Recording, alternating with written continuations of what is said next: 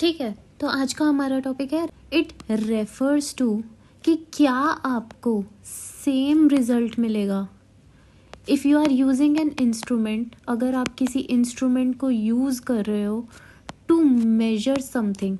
अब इंस्ट्रूमेंट तो कुछ मेजर करने के लिए यूज़ करेंगे, मोर देन वंस। यानी कि अगर आप किसी इंस्ट्रूमेंट को यूज़ कर रहे हो to measure something more than once, एक से ज़्यादा बार आपने किसी इंस्ट्रूमेंट को यूज़ किया है, तो हर बार आपको सेम रिजल्ट मिल रहा है कि नहीं मिल रहा है, इसे बोलेंगे रिलायबिलिटी। जैसे कि मान लो आप ओपीडी में हो और आपके प्रोफेसर ने आपको टेम्परेचर नापने के लिए थर्मोमीटर दिया। ठीक है, उन्होंने किसी एक इंटर्न को बोला कि जाओ जाके थर्मोमीटर से टेम्परेचर नापो। उन्होंने बोला कि सर मेरा तो 98 डिग्री फ़ारेनहाइट टेम्परेचर आ रहा है। तो उन्होंने क्या किया, किसी दूसरे इंटर्न को भेजा कि तब तुम जाके नापो। तो उसने बोला सर मेरा भी 98 डिग्री फ़ारेनहाइट टेम्परेचर आ रहा है। फिर उन्होंने किसी तीसरे इंटर्न को भेजा कि अब तुम जाके चेक करो। तो उसने बोला सर मेरा भी 98 डिग्री फ़ारेनहाइट ही टेम्परेचर आ रहा है। तो इससे हमें क्या पता चला कि किसी सेम इंस्ट्रूमेंट यानी कि थर्मोमीटर को हमने यूज़ किया टू मेजर समथिंग। क्या मेजर करने के लिए यूज़ किया? टेम्परेचर मेजर करने के लिए यूज़ किया, मोर देन वंस, एक से ज़्यादा बार। तो हमें क्या मिल रहा है? सेम रिजल्ट मिल रहा है। तो इससे हमें क्या पता चला कि ये वाला जो थर्मोमीटर है ये कैसा है? रिलायबल है। यानी इससे जो रिजल्ट्स मिलेंगे हमें वो कैसे मिलेंगे? स्टेबल रिजल्ट्स मिलेंगे।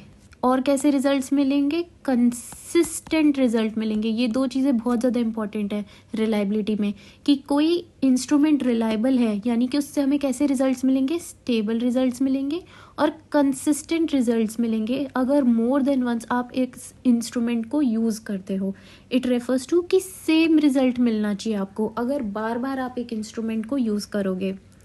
ठीक है, अब रिलायबिलिटी का एक दूसरा नाम भी है। रिलायबिलिटी को आप वेरीफाइबिलिटी भी बोल सकते हो।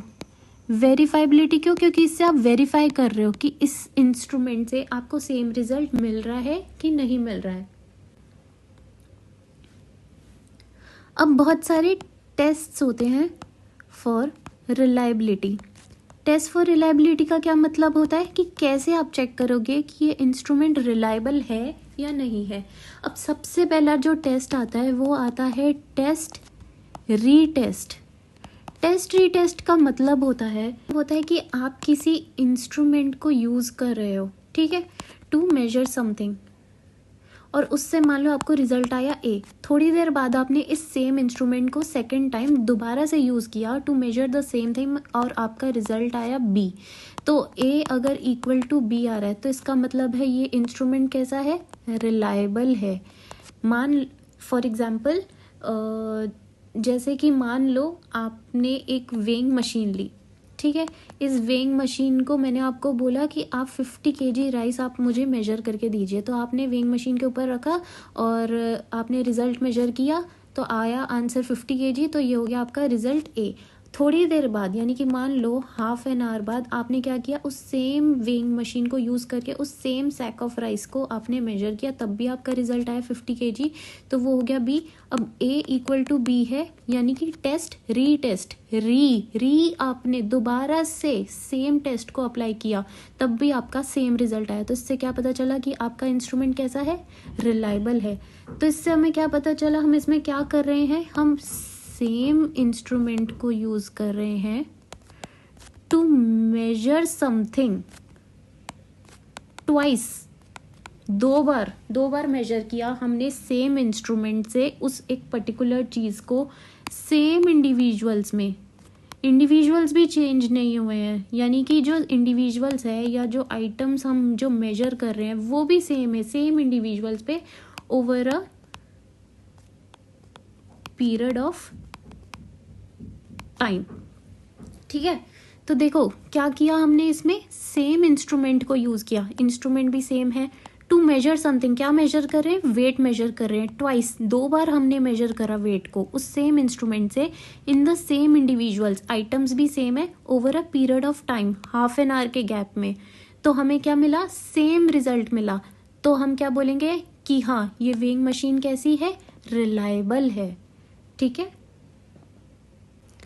अब जो दूसरा टेस्ट ऑफ रिलायबिलिटी हमारा आता है वो आता है inter rater test. Inter rater test का मतलब क्या होता है? मान लो एक कॉलम ऑफ ब्लड है, आप कॉलम ऑफ फ्लूइड है आपके पास, ठीक है। अब सबको पता है कि पिपेट में या फिर आपकी जो टेस्ट ट्यूब होता है उसमें फ्लूइड जो होता है हमेशा एक मेनिस्कस बनाता है, ठीक है। मान लो इसमें मार्किंग्स कर ली हमने 2, 4, 6, 8, 10, 12 इस तरीके से, ठीक है। मैंने ए नंबर के पर्सन को बोला कि आप देख के बताओ कि आपको इस कॉलम में कितना ब्लड देखने को मिल रहा है या फ्लूइड देखने को मिल रहा है। तो उसने बोला कि मुझे तो 10 देखने को मिल रहा है। उसने 10 बोला, सही बोला, क्योंकि उसने तो लोअर मेनिस्कस देखा। यही मैंने बी को बोला देखने के लिए, तो उसने बोला, उसने अपर मेनिस्कस देख के बोला कि नहीं, इसका आंसर तो 12 है। तो इसमें गलत तो दोनों ही नहीं है, ना तो ए गलत है ना बी गलत है। तो इसमें दोनों का डिफरेंस क्या आ रहा है? ऑब्जर्वेशन का डिफरेंस आ रहा है। इन दोनों ने ऑब्जर्व अलग तरीके से किया।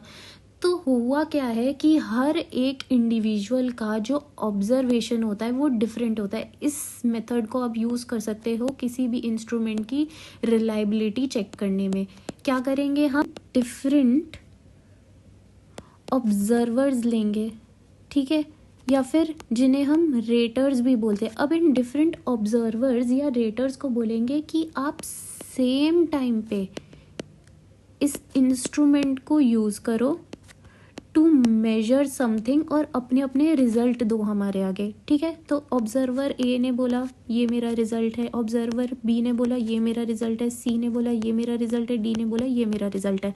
इन सब के रिजल्ट्स को अब हम क्या करेंगे? कंपेयर करेंगे और असेसमेंट करेंगे कि इन सब के रिजल्ट्स में डिफरेंस जो है अगर वो ज़्यादा नहीं है तो मतलब ये जो इंस्ट्रूमेंट है ये ओवरऑल सेम रिजल्ट प्रोड्यूस कर रहा है, हमें हर जगह से सेम रिजल्ट मिला, तो यानी कि ये इंस्ट्रूमेंट कैसा हुआ? रिलायबल हुआ। अब कंफ्यूजन ये आती है इंटर-रेटर टेस्ट और टेस्ट रीटेस्ट में कि टेस्ट रीटेस्ट में हमने क्या किया था? सेम इंस्ट्रूमेंट यूज़ किया था to measure something twice by the same person. वो सेम पर्सन ही ट्वाइस उस इंस्ट्रूमेंट को यूज़ कर रहा है in the same individuals over a period of time. Different period of time पे सेम पर्सन मेजर कर रहा है उस इंस्ट्रूमेंट से किसी चीज़ को 2 बार। लेकिन इसमें बहुत सारे इंडिविजुअल्स सेम टाइम पे मेजर कर रहे हैं किसी पर्टिकुलर चीज़ को और फिर क्या कर रहे हैं? अपने रिजल्ट को कंपेयर कर रहे हैं। तो इसे क्या बोलेंगे हम? Inter rater test. तीसरा जो मेथड आता है हमारा रिलायबिलिटी चेक करने का वो होता है पैरेलल फॉर्म मेथड। अब पैरेलल फॉर्म मेथड जो होता है उसमें क्या होता है? देखो, मान लो आप कोई इंस्ट्रूमेंट ले रहे हो या फिर आपने मान लो कोई क्वेश्चनेयर यूज़ किया, ठीक है। क्वेश्चनेयर बनाया आपने ये पता करने के लिए टू असेस कि एक विलेज में इम्यूनाइजेशन जो हो रहा है बच्चों का, छोटे बच्चों का जो इम्यूनाइजेशन हो रहा है उसके प्रति कितनी ज़्यादा अवेयरनेस है। उसके लिए आपने क्या किया? एक क्वेश्चनेयर बनाया, ठीक है। मान लो इस क्वेश्चनेयर में 5 सवाल थे, 1 2 3 4 5, ठीक है। आपने ये क्वेश्चनेयर दिया और आपको इससे क्या मिला? एक रिजल्ट मिला। फिर आपने क्या किया? इस क्वेश्चनेयर का एक डिफरेंट वर्जन बनाया।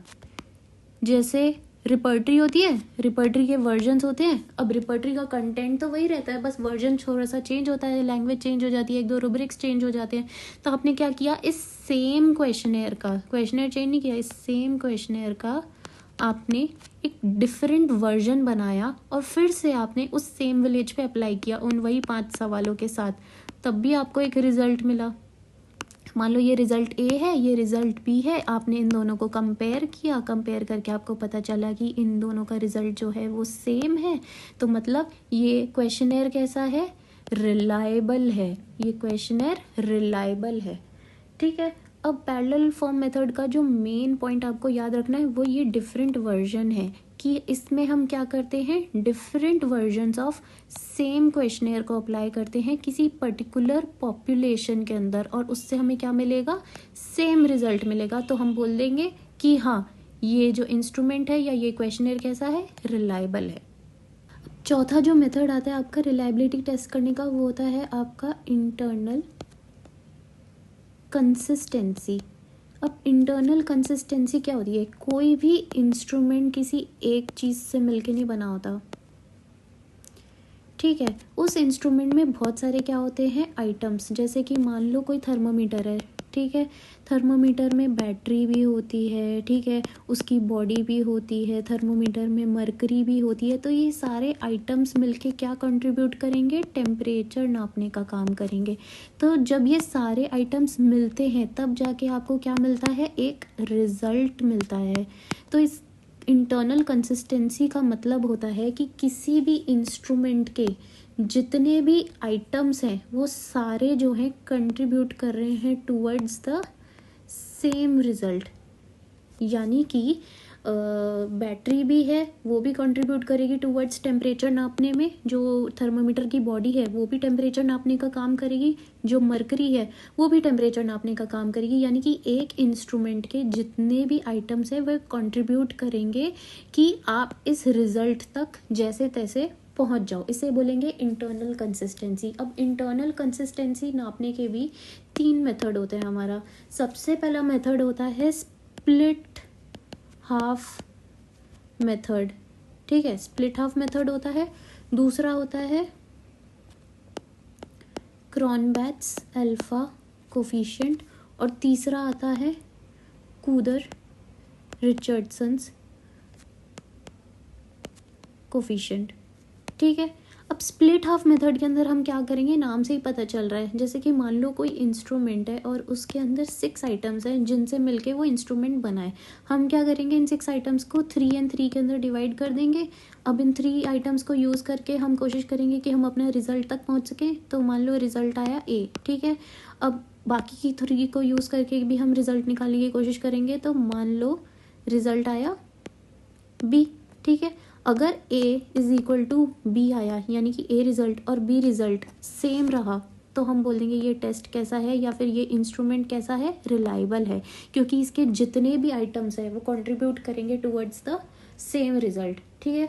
अब क्रॉनबैच अल्फा कोफिशिएंट जो होता है वो आपका पर्टिकुलरली यूज़ होता है क्वेश्चनेयर्स के लिए, ठीक है। अब कोई भी क्वेश्चनेयर अपने आप में एक नहीं होता। जैसे कि मान लो वोमैक क्वेश्चनेयर है जो कि आपका ऑस्टियोआर्थराइटिस के लिए यूज़ होता है। वोमैक क्वेश्चनेयर के अंदर अपने आप में ही 3 डिफरेंट क्वेश्चनेयर्स होते हैं या फिर 3 डिफरेंट आइटम्स होते हैं जो कि कंट्रीब्यूट करते हैं कि वोमैक से आपको रिजल्ट मिल जाए, ठीक है।